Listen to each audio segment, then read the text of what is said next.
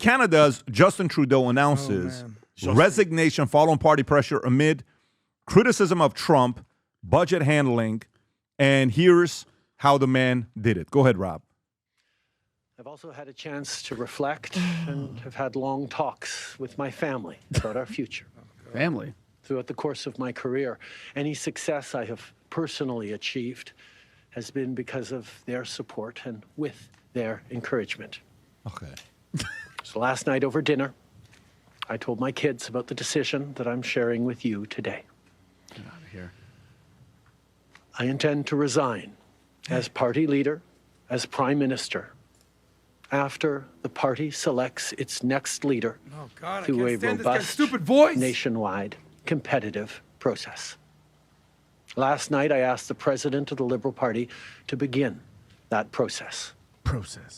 This country deserves a real choice in the next election, and it has become clear to me that if I'm having to fight internal battles, I cannot be the best option in that election. You're right. You're right. We can pause. Honestly, this is plenty. May I please? So let me just say a couple things here.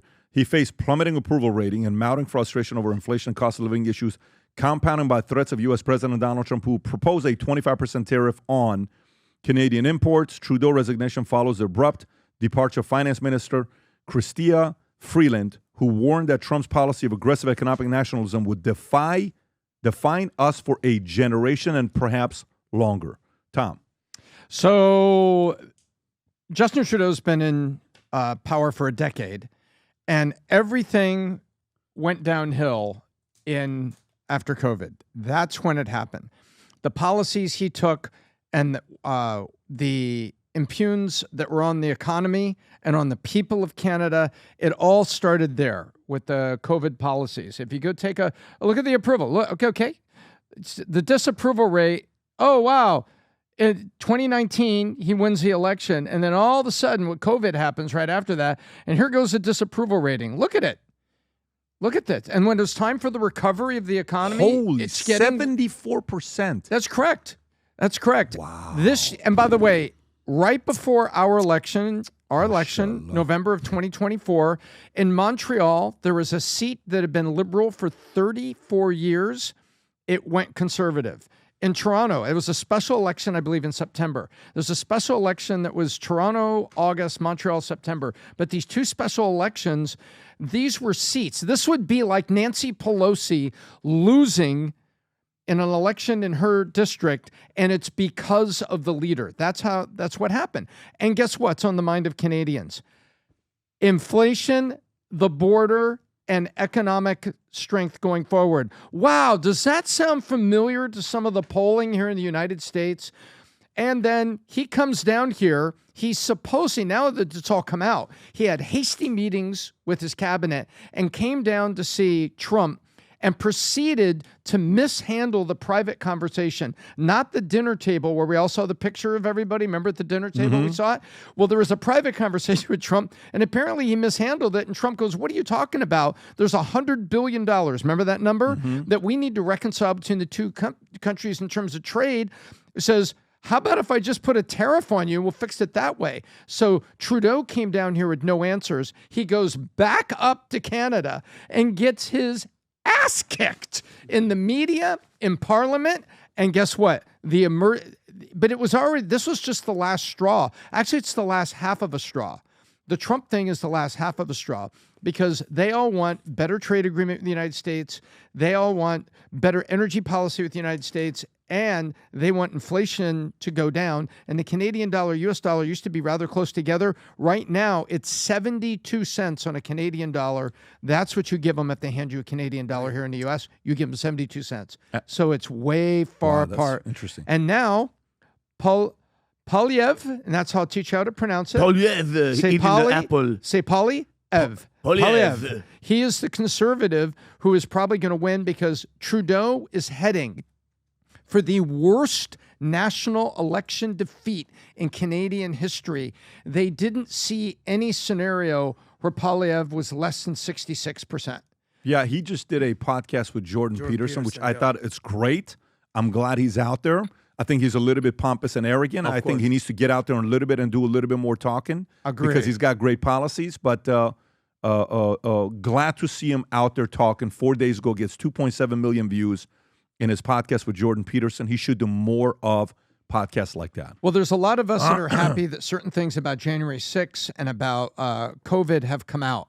Canadians are very happy that things have come out because it was a horrible step that was taken against the Canadian truckers. They were all supposed to stop. They tried to turn off their bank cards, their ATM cards, all of this, and it was horrible. And that was the last straw moment with Canada. It's like, wait a minute, you're like a dictator? The truckers were protesting, and then they said, well, if they're going to protest, we'll turn off their bank. They're like, whoa, wait a minute. You're doing what? That was the last straw moment. And from that moment, the economy hasn't gotten better. And this is it. So he can call somebody, Adam, phone a friend if he's got any. Adam, go ahead. But it's over. I'll just give you the bottom line. Justin Trudeau has been a dead man walking, really since the last year. This vote of confidence basically was coming whether he liked it or not. The once golden boy rising star of Canadian politics who basically entered office, I believe, in 2016, right when Trump took office. When he came in to office, his approval rating skyrocketed. It was about 65%. Now he's leaving office like a slap shot to a Canadian hockey puck with the lowly 22% and a 74% disapproval rating. Nobody likes this guy. Everyone I talk to in Canada on Manek, shout out to all our friends on Manek, every single person, they're like, hates him. How the hell do I get out of Canada? Yeah. What can I do? How can I move to Florida? I said, listen, talk to Ron DeSantis. But everyone in Canada is trying to get out of there. I know feminists in Canada that are like, he's the worst. How do you lose feminists in Canada? It's so funny you're saying this. Literally, the last Manek I did, driving here, was with a fellow named Matthew Ablakin. Okay? I know Matthew. You know Matthew. I think he's of course. Syrian, and he asked me a question about Justin Trudeau. I made a video, and it's on trending topics on, what do you call it? Yeah, Manek. And it's specifically about Trudeau. Justin Trudeau in Canada. Yeah. And nobody has good things to say about this point. Trump has been, he said, I don't like my military captured. I don't like my president's woke. So this guy's the wokest guy out there. He's the poster boy for progressive politics. Now, keep in mind, this Pierre guy is a pro-choice guy, and he's a pro-same-sex marriage guy. Yeah. Oh, yeah. So I think he's not. Is he really conservative? He's definitely a conservative. He's going to be the head of the Conservative Party. I've been following him for a little while now. He's probably a I think he's more of a. I think he's more of a libertarian. Yeah. By the way, if you look at poly markets right now, Pierre Poilievre has a 90% chance of being the next prime minister. 90%. Yeah. And the Conservative Party has a 94% of having the most seats. Yeah. But numbers don't lie. We all know what the approval ratings of Trudeau are at this point. By the way, crying like a little bitch. I said this in the last podcast. Earmuffs, if you got kids in the room. The guy's a total fag. And that doesn't mean he's gay. I actually think he's straight. Just a total fag. When you say that, tell me what you mean when you say that. That means, you ever seen the episode of South Park? Yeah, we played it. Okay, did we actually play it? Yeah. It means, all right, they give it an example. If you ever see a guy riding a Harley Davidson, being really loud and honking and waking everybody up in the middle of the night, what's the first thing you think? Fag. So, and then the guy asks, I don't even know if we can play this, can you? No, probably not. Don't play it. He says, well, I'm gay. I don't do that with my Harley Davidson. He goes, am I a fag? He goes, no. Well, listen, one time you said it, you said it. You keep saying it's annoying me already. Like, I'm sorry, but it's true. Listen, I get that. Okay. You can have other, And that's my word for him, Pat. I'm sorry. I won't say it again. Okay, go ahead, but I think it's kind of offensive. You ever see when word. Justin Trudeau corrected the lady when she said, excuse me, how can we help mankind? He goes, I have the video. I have that. I was in the show. Humankind. Yeah, I was in the show. So, just to sum up, he's a bitch. Just to sum up who Justin Trudeau is and who he is as a person. This girl, I forgot what event it was. He interrupts her at a Q&A when she used the word mankind, and he says, we don't use that. Just look at this is who he is, and this is the leader of a country. Like, that's your concern about this, and listen to the crowd. Watch this clip. You tell me you don't agree with me with my assumption. Is the love that's going to change the future of mankind. So we'd like you to look we like to say people kind, not necessarily mankind, because it's more inclusive. There we go. More inclusive. Yes, Thank you. We can all learn from each other. That sums him up. That sums up who he is. His whole thing is right there. But now I'll go back and say use the word with. Yeah, exactly. Thank you. Hold tight. Thank you. I won't use it again. But he excuse me. Bill's right. You're fake news. For all my Canadians, because we've been going back and forth. So all his woke agenda, Bill C-16, free speech concerns. He pushed for radical gender ideology, censorship legislation, Bill C-11, diversity quotas, supported drag queen story time. That's one of those people. His blackface scandal. Yeah. He's just a let me just sum weak this up leader, and nobody likes you. He's the guy Bye-bye. that puts the tampons in the boys' bathrooms. That's the guy. And then uses that himself. Yeah, that's the guy. That's him.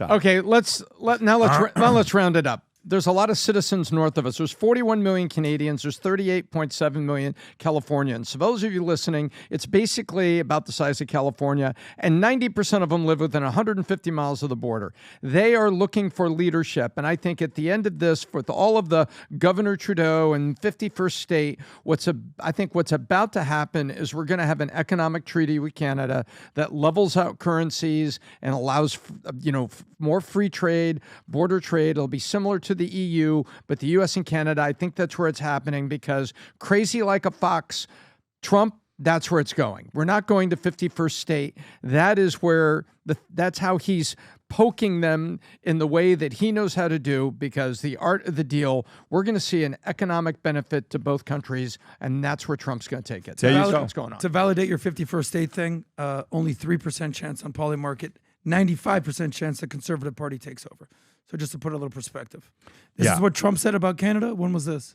This was the 6th, so yesterday. Many people in Canada love being the 51st state. The United States can no longer suffer the massive trade deficits, subsidies that Canada needs to stay afloat. An EU-type agreement addresses all those things when you read the list. An EU agreement checks all the boxes. Yeah. All right, let's go to the next point. story. The era of progressive politics. Let's go to the and this next side of the story. world is done. Our merch team got a lot of requests of people saying, can we get some of these stickers and decals that you guys got so we can also put it on our iPads and different things? So they went to work and they got Zoom. Can you zoom in, Rob, into those stickers right there? Decals. So the decals, you got the Valuetainment logo, you got the allegedly, you got Only the Paranoid Survive, you got Future Looks Bright, you got the BizDoc, Words Talk, Number Scream, you got the PBD Podcast, Angry Patriot. Even Saucecast made it, and Unusual Suspect made it with the stickers. So how do you get it? Nice. Today, new hats that have been, some of the hats that are on the BOGO list now, you buy one, you get one free. These hats that we have, the ones that are on this list, Rob, if you can go down the black, the white, we added a few new ones to it as well.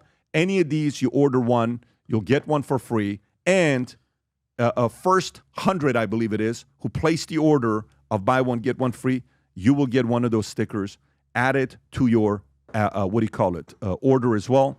Go to vtmerch.com, order Future Looks Bright. Last year, we had over 120,000 individuals that bought Future Looks Bright gear. 120,000 pieces that were sold last year. What's interesting is just 3 years ago, I believe, the number was 600.